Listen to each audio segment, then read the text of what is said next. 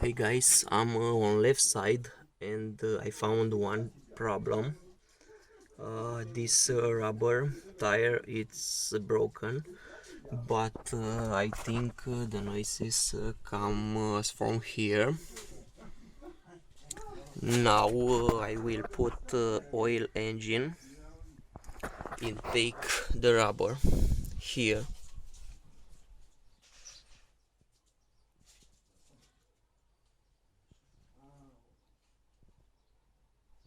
And here